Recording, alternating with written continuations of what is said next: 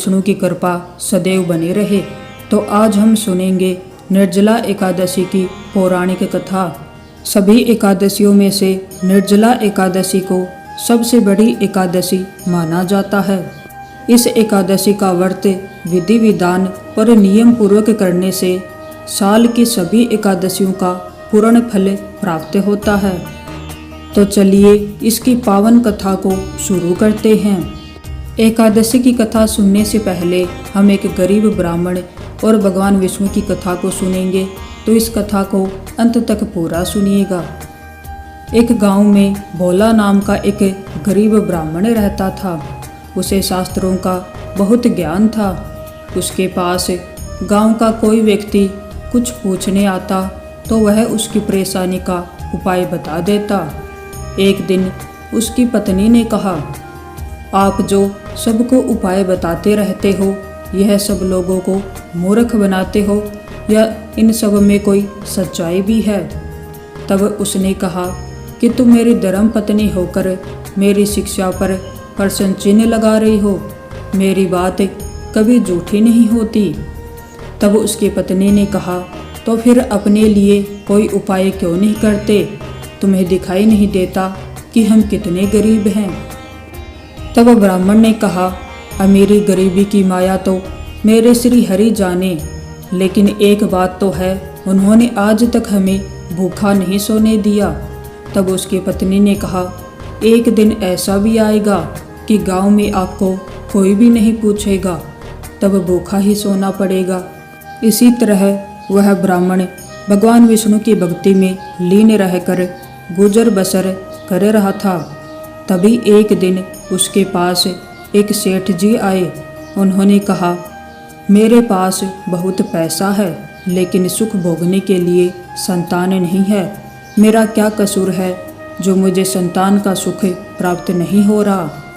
तब उस गरीब ब्राह्मण ने कहा, सेठ जी, आपके पिछले जन्मों के कर्म के कारण आपके घर में संतान नहीं है।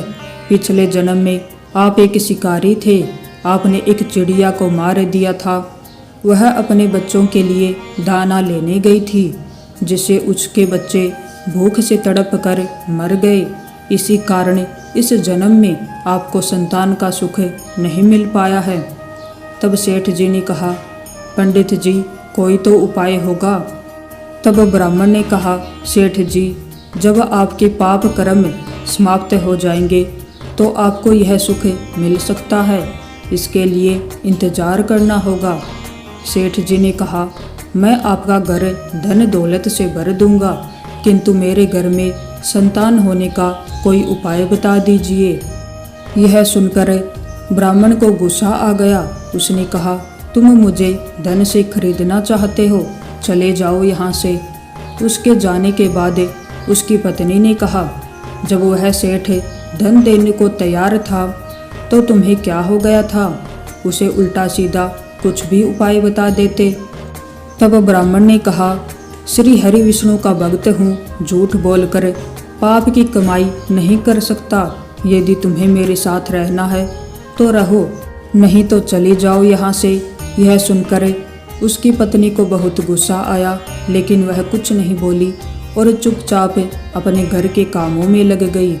जिस दिन से वे सेठ जी गए, उस दिन से गांव वालों ने उस ब्राह्मण के पास आना बंद कर दिया, क्योंकि सेठ जी ने पूरे गांव में जाकर कहा कि वह तो लोगों को मूर्ख बनाकर पैसा ठगता है। कुछ समय के बाद ब्राह्मण और उसकी पत्नी के भूखे मरने की नौबत आ गई। तब उसकी पत्नी ने कहा, मैंने तुम्हें कितना समझाया, लेकिन तुम तो अपने विष्णु भगवान के चक्कर में पड़े हो। अब हम जिंदा ही नहीं रहेंगे तो भगवान की पूजा कैसे करोगे? कुछ और दिन बीत गए। अब दोनों से उठा बैठा भी नहीं जा रहा था। वे दोनों अपने घर में लेटे हुए थे। तब उसकी पत्नी ने कहा, लगता है मरने का समय आ गया है। तब ब्राह्मण ने कहा, मुझे तो लगता है भगवान से मिलने का समय आ गया है। तू भी आखिरी समय में भगवान श्री हरि का ध्यान कर ले। तब ब्राह्मण और उसकी पत्नी दोनों श्री हरि विष्णु भगवान का ध्यान करने लगते हैं। उसी समय भगवान श्री हरि विष्णु उन्हें दर्शन देने के लिए प्रकट हो जाते हैं। ब्राह्मण ने कहा, भगवान, अब तो हमारे अंदर इतनी भी हिम्मत नहीं कि आपके श्री चरणों में प्रणाम कर सके। अब तो आप हमें अपनी शरण में ले लीजिए। तब भगवान विष्णु ने कहा, तुम मेरे ऐसे भक्त हो जो बिना किसी लालच के मेरी भक्ति करते हो। इस कारण तुम्हें इसी संसार में रहकर धर्म की शिक्षा देनी है। तब भगवान विष्णु की कृपा से ब्राह्मण और उसकी पत्नी दोनों पूर्ण रूप से ठीक हो जाते हैं। दोनों को भगवान विष्णु आशीर्वाद देते हैं। भगवान विष्णु ने कहा कि मेरी कृपा से तुम्हें अन्न धन की कभी कमी नहीं होगी। आइए अब सुनते हैं निर्जला एकादशी की पावन पवित्र पौराणिक कथा।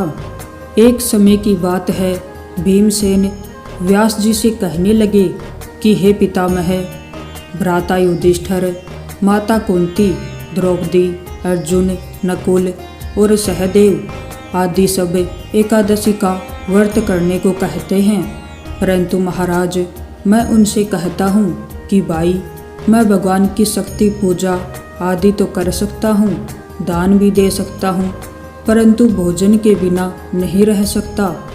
इस पर व्यास जी कहने लगे कि भीमसेन, यदि तुम नरक को बुरा और स्वर्ग को अच्छा समझते हो तो प्रति मास की दोनों एकादशियों को अन्न मत खाया करो। भीम कहने लगे कि हे पितामह, मैं तो पहले ही कह चुका हूँ कि मैं भूख सहन नहीं कर सकता। यदि वर्ष भर में कोई एक ही व्रत हो तो वह मैं रख सकता हूँ, क्योंकि मेरे पेट में वृक नाम वाली अग्नि है, सो मैं भोजन किए बिना नहीं रह सकता। भोजन करने से वह शांत होती है, इसलिए पूरा उपवास तो क्या, एक समय भी बिना भोजन किए रहना कठिन है। अतः आप मुझे कोई ऐसा व्रत बताइए जो वर्ष में केवल एक ही बार करना पड़े और मुझे स्वर्ग की प्राप्ति हो जाए। श्री व्यास जी कहने लगे कि हे पुत्र, बड़े बड़े ऋषियों ने बहुत शास्त्र आदि बनाए हैं, जिनसे बिना धन के थोड़े परिश्रम से ही स्वर्ग की प्राप्ति हो सकती है। इसी प्रकार शास्त्रों में दोनों पक्षों की एकादशी का व्रत मुक्ति के लिए रखा जाता है। व्यास जी के वचन सुनकर भीमसेन नरक में जाने के नाम से भयभीत हो गए और कांप कर कहने लगे कि अब मैं क्या करूं? मास में 2 व्रत तो मैं नहीं कर सकता। हाँ, वर्ष में एक व्रत करने का प्रयत्न अवश्य कर सकता हूँ। अतः वर्ष में एक दिन व्रत करने से यदि मेरी मुक्ति हो जाए तो कोई ऐसा व्रत बताइए। यह सुनकर व्यास जी कहने लगे कि वृषभ और मिथुन की संक्रांति के बीच ज्येष्ठ मास के शुक्ल पक्ष की जो एकादशी आती है उसका नाम निर्जला है। तुम उस एकादशी का व्रत करो। इस एकादशी के व्रत में स्नान और आचमन के सिवा जल वर्जित है। आचमन में 6 मासे से अधिक जल नहीं होना चाहिए, अन्यथा वह मदपान के बराबर हो जाता है। इस दिन भोजन नहीं करना चाहिए, क्योंकि भोजन करने से व्रत नष्ट हो जाता है। यदि एकादशी को सूर्य उदय से लेकर द्वादशी के सूर्य उदय तक जल ग्रहण न करे तो उसे सारी एकादशियों के व्रत का फल प्राप्त होता है। द्वादशी को सूर्य उदय से पहले उठकर स्नान आदि करके ब्राह्मणों को दान आदि देना चाहिए। इसके पश्चात भूखे और सतपात्र ब्राह्मण को भोजन कराकर फिर आप भोजन कर लेना चाहिए। इसका फल पूरे 1 वर्ष की संपूर्ण एकादशियों के बराबर होता है। व्यास जी कहने लगे कि हे भीमसेन, यह मुझको स्वयं भगवान ने बताया है। इस एकादशी का पुण्य समस्त तीर्थों और दानों से अधिक है। केवल एक दिन मनुष्य निर्जल रहने से पापों से मुक्त हो जाता है। जो मनुष्य निर्जला एकादशी का व्रत करते हैं उनकी मृत्यु के समय यमदूत आकर के नहीं घेरते, वरन भगवान के पार्षद उसे पुष्पक विमान में बिठाकर स्वर्ग को ले जाते हैं। अतः संसार में सबसे श्रेष्ठ निर्जला एकादशी का व्रत है। इसलिए यत्न के साथ इस व्रत को करना चाहिए। इस दिन ओम नमो भगवते वासुदेवाय मंत्र का उच्चारण करना चाहिए और गोदान करना चाहिए। इस प्रकार व्यास जी की आज्ञा अनुसार भीमसेन ने इस व्रत को किया। इसलिए इस एकादशी को भीमसेनी या पांडव एकादशी भी कहते हैं। निर्जला व्रत करने से पूर्व भगवान से प्रार्थना करें कि हे भगवान, आज मैं निर्जला व्रत करता हूँ, दूसरे दिन भोजन करूँगा, मैं इस व्रत को श्रद्धा पूर्वक करूँगा, अतः आपकी कृपा से मेरे सब पाप नष्ट हो जाएं। इस दिन जल से भरा हुआ एक घड़ा वस्त्र से ढक करके स्वर्ण सहित दान करना चाहिए।